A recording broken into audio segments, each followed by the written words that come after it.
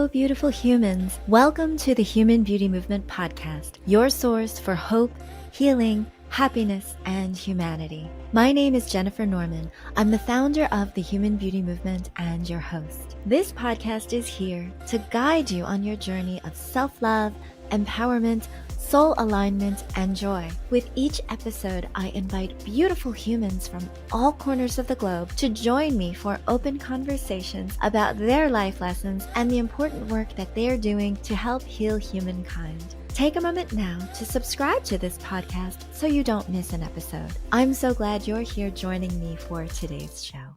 Did you know that the anti-aging industry generates over $60 billion annually, fueled by societal messages that equate beauty with youth? But what if true beauty lies not in resisting time, but in embracing it? Today we're diving into the transformative journey of redefining aging with Alina Wilson, a woman whose life work is dedicated to helping others see the beauty within themselves at every stage of life. Alina is a mother, grandmother, entrepreneur, philanthropist, and advocate for women's well-being. Since founding Bridgeport Laser and Wellness Center in 2007, Alina has supported thousands of women in embracing their personal and professional growth. Her approach is heart-centered and grounded in spirituality, inspiring women to live authentically and compassionately. Beyond her work in aesthetics, Alina is a writer and board member of Gather, Make, Shelter, a Portland-based nonprofit empowering individuals through creative connection. Her book, Thoughtful Aging, Restoring Honor to the Aging Process, is a guide for women seeking wisdom, confidence, and the courage to redefine on their own terms. In this episode, Alina shares her profound insights on aging gracefully, the power of mindset in transforming self-perception, and how to resist society's impossible beauty standards. Whether you're navigating the complexities of change, seeking a deeper understanding of your own beauty, or simply looking for inspiration to live more authentically, this conversation will leave you empowered to embrace your story and your reflection with newfound grace and confidence. Let's discover how to rewrite your narrative, honor your journey, and radiate beauty from the inside out. Welcome, Alina, to the show. Thank you, Jennifer. Thank you for having me. What a beautiful introduction. I appreciate that so much. Well, you are a beautiful soul inside and out, and I'm so excited to have you because this topic is so resonant with me personally, and I know it will probably be very, very inspiring to so many women out there who have been under pressure to live up to these beauty standards. Now, I would love if you first could share a little bit about your own personal journey. What led you to become an advocate for women's well-being and to focus on redefining beauty and aging? Sure. It was kind of an evolution of just living with my eyes open. I always had an interest in fashion way back when I was 15, 16, buying the teen magazines. And so I've been exposed to beauty, makeup in a conservative Christian household where I was raised. We weren't allowed to wear makeup. So of course I naturally gravitated toward that, wanting to know everything about the thing I wasn't supposed to do. Same. And yeah, it's funny how that works. That stuck with me. And as I was kind of putting this book together and looking back, where did that start for me? I can trace it back all the way back to when I was probably 5 years old and watching my mother get ready for my father's arrival home from work. And so she would spend all day taking care of all four of us girls and any number of neighbor kids who happened to show up that day. But at nap time, we would go down for a nap. We would wake up. And what I would see her doing was transforming from this overworked, stressed out housewife to a mother who was calm and collected. She would take the rollers out of her hair. She would sit down at her dresser and she would apply a little bit of a light colored pink lipstick and pinch her cheeks like they did way back when. And take off her apron. And then all of a sudden, her grace just exploded. She kind of floated. And I remember watching this transformation happen and realizing it's not the lipstick that is creating that in her. It's how she transformed when she utilized that tool into the person that she wanted to be and present herself as when my father got home from work. And so she had Mm. a whole routine that she would go through.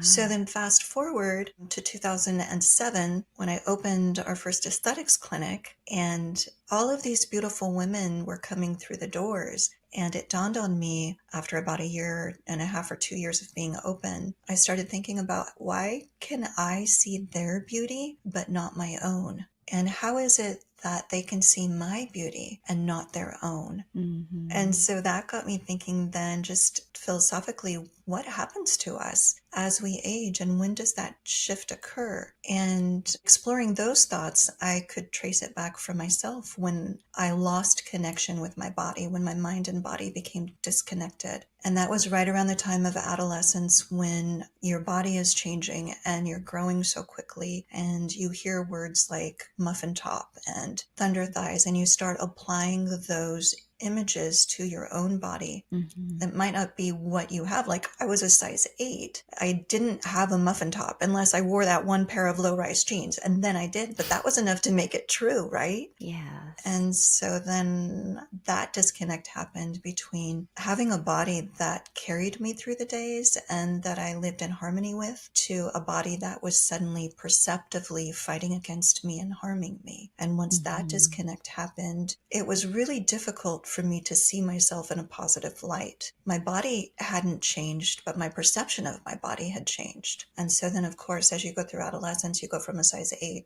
to a 10 to a size 12, and all of a sudden you feel like you're out of control. But really, you're normal. You're a normal size. You're growing as an adolescent. There's nothing wrong. But perceptively, the world is falling apart, and you have to stop eating, and you have to exercise, and you have to do all these things to try and maintain this standard of what I believe we develop through inoculation of beauty images, beauty conversations, all the conversations I overheard of my mother with her sisters talking about looking old in pictures, and the glossy images on the magazines that we didn't know back then anything about image touch up or Photoshop. What we saw was what we saw. Now we understand Yeah. that, at least that part of it. We can understand that part of it. Mm-hmm. And I just developed this passion for wanting to explore the origins of how we got to where we got as a society of women, where we live under this unrealistic idea that anti-aging is attainable. It's not Mm-hmm. attainable. It's inherent in the word itself, anti-aging. And I was in an interview one day with a prospective employee at the clinic, and she asked me, what kind of anti-aging treatments do you do? And it just came to mind suddenly, we don't do that here, but we don't do anti-aging. And I took a deep breath and I said, what do we do? I said to myself, what do we do here? And I thought, we do thoughtful aging programs. We help patients make informed decisions about the type of care they wish to receive. And so that's where the idea of thoughtful aging was really born, was from this cumulative effect of being dissatisfied with an industry that was doing so many positive things for women, helping them change their appearance in ways they wanted to or felt they needed to. And then realizing that we collectively, we need to shift this paradigm from something that's unattainable to something that we can actually achieve from a place of want instead of a place of need. Wow, you just really elaborated so beautifully on what's going on, pretty much what the thought process is of so many individuals. And nowadays, I think that we're realizing that it's not just women who have these insecurities, but men are also, many men. I had a male model on the show, and I think that I learned in research that like 90% of men are dissatisfied with their bodies as well. And we do so much comparing with other people, with images, and we end up dysmorphic, and we don't realize our own beauty. We can't see it because we're so like holding ourselves up to a standard, which is, before it was probably much more unrealistic, but now I think even with social media filters and such, seems like that's swinging back around again, where people want to look like the filtered them, not necessarily the real them. Interesting. And so what is it that you see when people come in for anti-aging treatments and you tell Mhm. them, well, we do thoughtful aging, I'm just curious, what is their response? Like, do they seem like, what does this mean? Or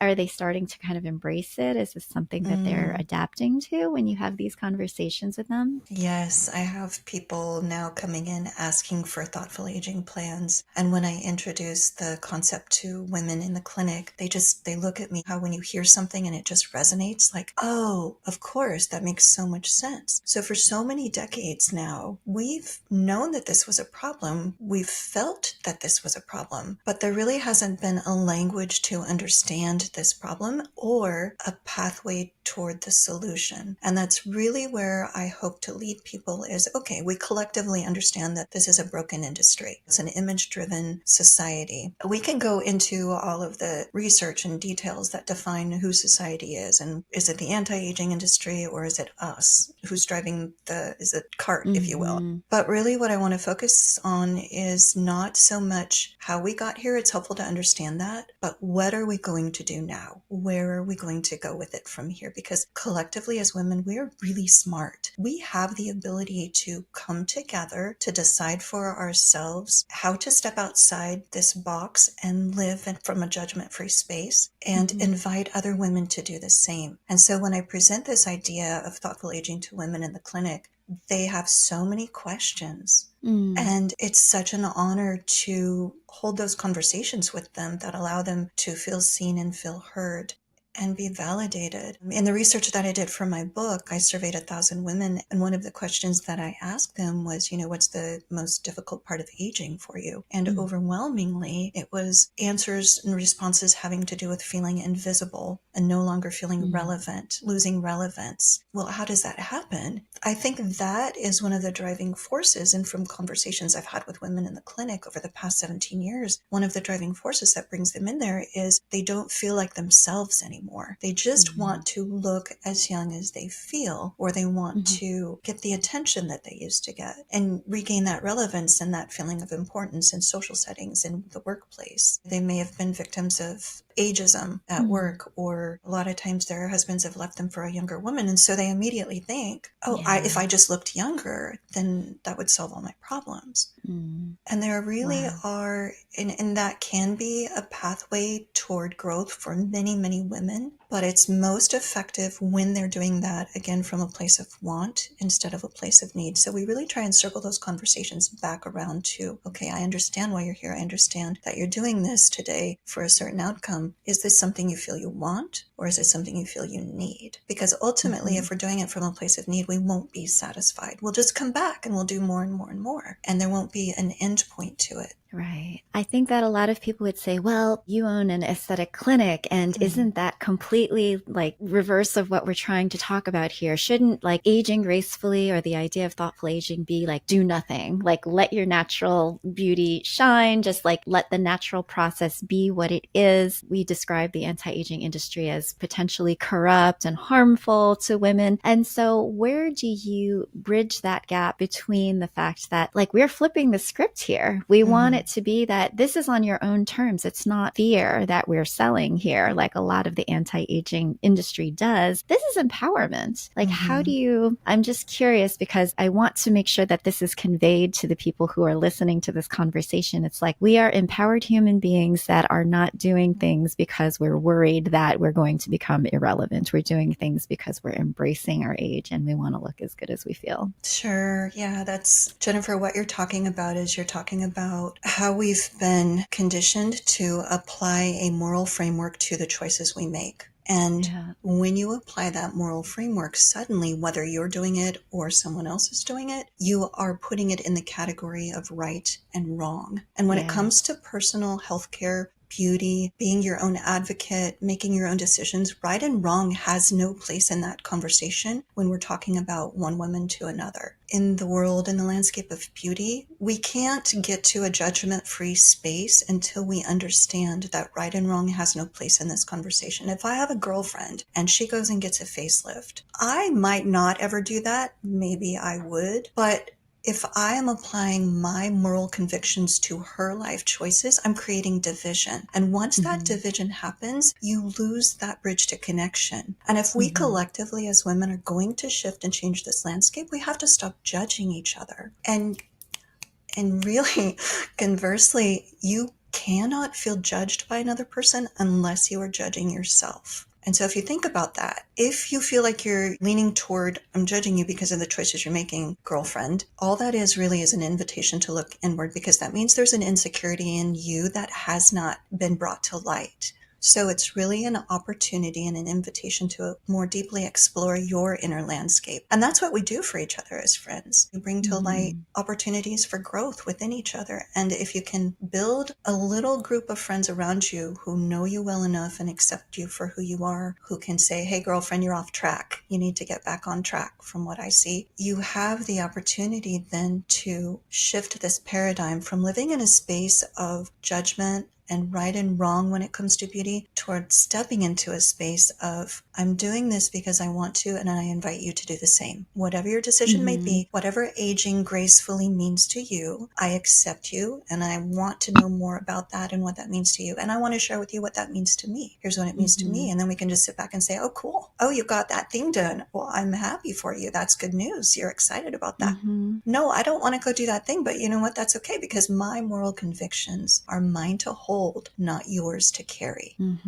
Live and let live, love and let love. I'm such a strong proponent of people letting other people live the lives in the way that they best see fit. And to your point, not judging or putting some moral code. I know that when I started to get into launching my own skincare line and I really wanted to do naturals, I had a hard conversation with myself to say, okay, well, is this antithetical to the fact that I'm okay with Botox, I'm okay with filler, I'm okay with plastic surgery or boob job, liposuction, all of those things. And it's kind of like, no, the two can coexist. It's like your ideas about natural and what you're putting on your skin and then what you're doing to actually further your own beauty. It's really just a personal choice and something that other people can't really define as something that is right or wrong for everyone. It's kind of like, if that is the way that they choose to live their lives, as long as there's no harm to other people or potentially animals. I know that,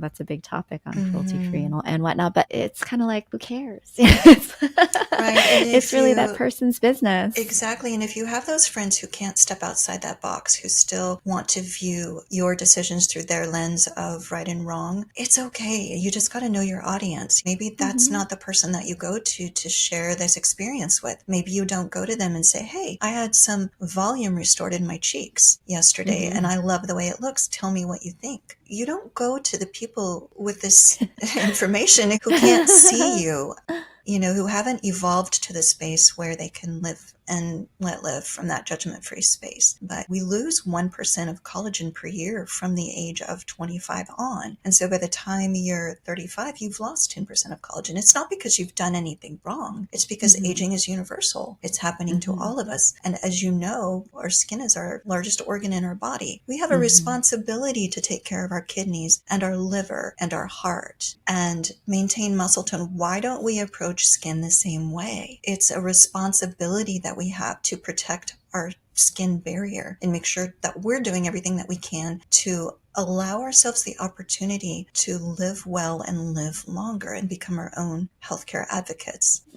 I think part of the fun of being human is the ability to decorate and embellish and just have fun. I mean, that's what fashion is about. That's what art is about. That's what decor and all of the wonderful things that we do. And so, yeah, our bodies become a manifestation of the things that we enjoy and appreciate and like to look at because we have eyes for a reason. And I think that a lot of the beauty industry has conflated the concept of ideal beauty with the idea of fertility and the fact that, like, if you are looking like you're maybe 25 years old, that's considered ideal. And so look like you're fertile, show all of those genetic or those evolutionary cues of fertility. And then that is what is considered most attractive to either the opposite sex or to other people. And certainly there's a whole lot that goes into that truth, which has caused us to want to cling to that concept of youth. But then we also have to say there's such beauty in all of the seasons of our lives, and being the best of ourselves rather than trying to really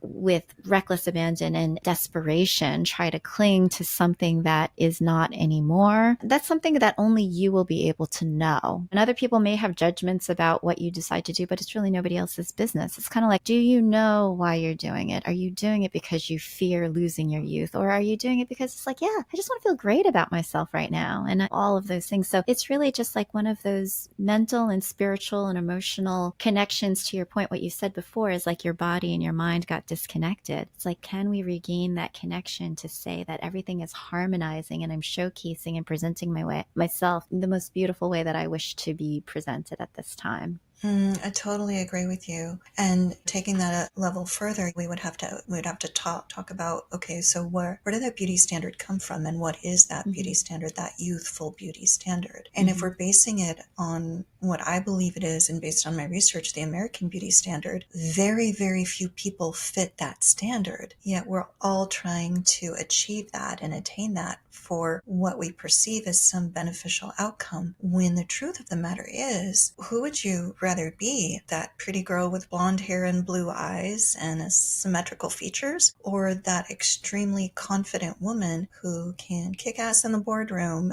and wear high heels and knows her own beauty from the inside out? That's the type of woman that I believe we are all striving to be while we're chasing this ideal of the American beauty standard. Because we're strong women. I mean, we're smart and we're strong, and we keep things running every day. I mean, we've got kids, we've got jobs, we've got families, we've got husbands, we've got aging parents. We do all of these things for all of these people. Yet if I asked you to name all of the things that you love, how long would it take you to name yourself? That's what I want to get us back to, is just moments throughout the day. Can we create moments throughout the day to nurture ourselves and explore for ourselves what it is that we find beautiful about us? And we're not always going to have those days when that's possible. So in those cases, return to gratitude. Find beauty in something else around you, something you haven't seen before. But staying in the present moment, which is one of the 5 principles of thoughtful aging, staying in that present moment allows you to have that moment where you can breathe and not think about anything other than what's right in front of you. And that's when we can connect to our true beauty, is when we pause and we take a breath and we focus on that. Maybe it's the butterfly in the sky, or the color on the petal of the flower that we're looking at, or that blade of grass moving in the wind. Any small thing that you allow yourself to just come back to the present moment with is going to immediately get you back in touch with your own beauty, if you recognize that for what it is. Oh, you are so right. I will often say these days that I feel like beauty is more a feeling than it is like a visual effect. It's like, what is that thing inside that just lights you up? Whether you're responding to yourself or something else, a rose petal, a beautiful insect, whatever it might be, that nature is always such a beautiful reflector of beauty. And do you sense that appreciation? I will often say beauty cannot happen without appreciation, because if you recognize beauty, it's appreciating that from either an aesthetic or an emotional aspect and being like, oh, that is so beautiful. And there is appreciation there. That's really what it is about. However, I know that when I was young, because I didn't see myself reflected in media, being an Asian woman, and a lot of people of color and whatnot have a similar story, perhaps even more severe than mine, they were conditioned to feel that they were ugly, that they did not belong, that they were not beautiful. And then it led to a self-loathing. It led to feelings of, I just don't like myself. I'm not beautiful. And then what can I do to shape-shift myself to look like more of an American standard of beauty? And it led to years and years and years of self-conflict with myself. I know it wasn't until I finally got to a place where I'm like, I love that I am Korean. I love that I'm exotic and different. I love that. And it just came to a place where I started to appreciate my differences rather than trying to fit into something that I would never, ever be able to achieve probably with no amount of surgery, or it would just be, you know, you just can't take a 5'2" girl and make her 5'10". I'm sorry, you know? And so all of those things where I was battling myself, fighting myself, it was beyond the muffin top. It was just like my whole persona was just raw. And so there's a lot that we just want to say to individuals that it's hard. A lot of times, yeah, society takes its toll. It's like the media has done a number on so many of us, and we have been conditioned in so many ways to feel othered. And it now becomes our own task of empowerment, of self-work, to be able to get to that place where we are okay with ourselves, where we love ourselves, and we can find all of those wonderful aspects of beauty within ourselves that then can resonate and light the way for others to also appreciate and love themselves too. You started to mention some of the points, those 5 principles of thoughtful aging, and being present as one of them. I would love for you to share some of the others, those 4 others too, because I think they'll be so helpful. Yeah, so with thoughtful aging, you have to be open to the idea of shifting this paradigm. So it starts with cultivating a growth mindset and realizing that change is possible. If you believe it's possible, and if you seek change, then you'll find it. So that's where the cultivating the growth mindset comes in. After that, we talk about embracing curiosity, figuring out the why. Kind of, you don't have to go back and unpack your history, but just stand where you are right now today and get curious about who am I today? Not only who am I today, but who do I want to be tomorrow? And realizing that as we sleep every night, we've got, 30 billion cells in our body that are renewing as we sleep every night. And so in essence, we wake up a different person every day. If you've got a partner, a spouse, you turn over in bed and you look at them and they're literally waking up a different person. So we don't have to hold ourselves or carry things from day to day. Who we were is not necessarily who we are, and who we are may not necessarily be who we will become as we move through life. And staying curious about why we do the things that we do, why we think the things that we think, will allow us to evolve and elevate, and in some cases reparent ourselves because that's necessary, and allow us to be open to having compassion for others, to step outside of that right and wrong paradigm, applying our morals to others when we really start looking at who am I. And then after that, there's a whole landscape that opens once you get curious about yourself. And so we practice self-compassion and empathy. And that's really the next step that follows curiosity, when you get introspective and when you become reflective about yourself, really, really doing it from a place of empathy and compassion. You mentioned feeling like you didn't belong. Dr. Gabor Mate, who's a renowned Canadian physician and author and speaker, he says, human beings at the base level, if they are faced with a choice of self-acceptance or belonging, they will always choose belonging. That's who we are. We are people who are meant to live together, and we want to live together in harmony, but we don't ever want to stand alone. It doesn't feel safe to do that. So a lot of times, especially as we're younger, before we know the things we know in life about relationships and friendships, and we're always going to sacrifice what we know is right, or what we feel is the right thing to do, if it means that we can belong to a group. So giving yourself compassion and empathy for the decisions that you've made in that arena is really helpful with kind of cleaning the slate, saying, yes, I did that accountability factor. Yeah, I did that, but I only knew what I knew, and now I know more, and now I can do more. And then after, as you're exploring yourself through curiosity and empathy and self-compassion, then we work on staying mindful and grounded, because now we're creating this new space for ourselves to think a different way, to step outside the box. But we want to stay grounded in that, and being mindful and grounded as we're developing those skills and revisiting our own character traits and what's important to us. Is it honor? Is it integrity? Is it honesty? What are our core values and our core character traits? And then staying mindful of those and grounded in the present moment when we're starting to feel a little bit unsteady. Again, go back and find a moment of beauty. And through the book, of course, I take readers and listeners through activities that allow them to develop these skills, to see themselves with beauty, with love, to find the good things, not the negative things. And then finally,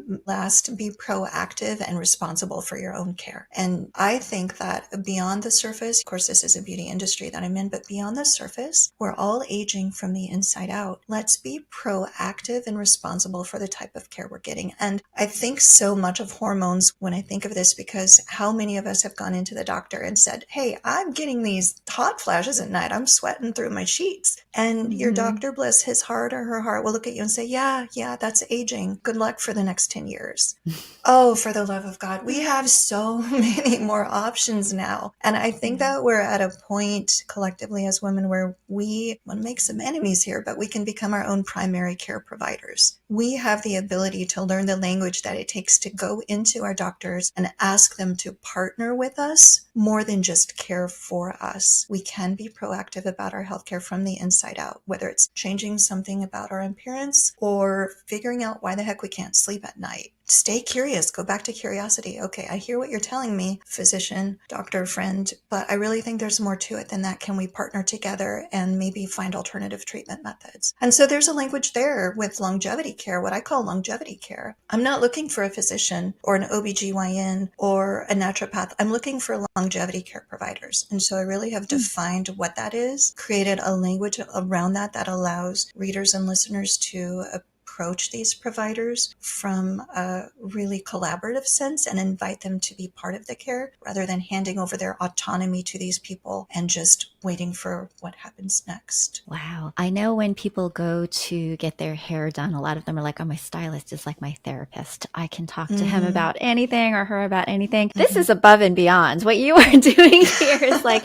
really like it is mind-blowingly rich in terms of being able to shift people's perspectives and their beliefs about themselves, their awareness of their own beauty, and what they are hoping to gain in not only in their longevity, but in their stages of life. If you're in your 30s, your 40s, 50s, beyond, how you will thoughtfully be able to step into each new time of your life with true awareness, with true presence, with gratitude, with the option of having that curiosity about what can actually come about if you really found the joy rather than fighting yourself at, at these stages. Yeah, I adore that. I was intrigued when many years ago, Allure actually decided to take the word anti-aging out of all of its publications. And then there seemed to be this whole anti-aging backlash. And then I hear stuff like last year, whatever, it's come back. And I'm like, what happened? Yeah. They got us again, didn't they? Yeah, it's like maybe they just weren't making enough money. They realized that the beauty industry was going to tank unless they made people fearful of aging. Well, we have a whole nother generation coming up, though. A whole nother generation they can influence now. That's right. And that's probably it, unfortunately. Yeah, they're going to try to get them while they're young. What do you think is the key for people? They'll go through these beautiful 5 steps, they'll buy your book, and then they're on their way and they wish to honor each stage of their aging journey despite what society tells them. What other kind of advice would you wish people would gain, like that one piece of advice from Alina Wilson from this podcast? You are beautiful just as you are. And if you can build your belief system around the fact that you belong here, that you are not an accident, whether you felt like you fit into your family or not, you were born here perfectly into an imperfect world. You have all of the skills and abilities that you need within you to elevate, to grow. And there is really nothing holding you back from doing that. You have everything that you need. It just takes a little bit of resilience against what hasn't worked and a lot of motivation to find out what will work. But the bottom line is that you belong. You are no accident. You are here for a reason with a purpose, and you are beautiful. Beautiful words. Alina Wilson, everyone, founder of Bridgeport Laser and Wellness Center and author of Thoughtful Aging, Restoring Honor to the Aging Process. Thank you, Alina, so much for being my guest on the Human Beauty Movement podcast today. Thank you, Jennifer. It's been a pleasure and an honor to see you today. Thank you for listening to the Human Beauty Movement podcast. Be sure to follow, rate, and review us wherever you stream podcasts. The Human Beauty Movement is a community-based platform that cultivates the beauty of humankind. Check out our workshops, find us on social media, and share our inspiration with all the beautiful humans in your life. Learn more at thehumanbeautymovement.com. Thank you so much for being a beautiful human.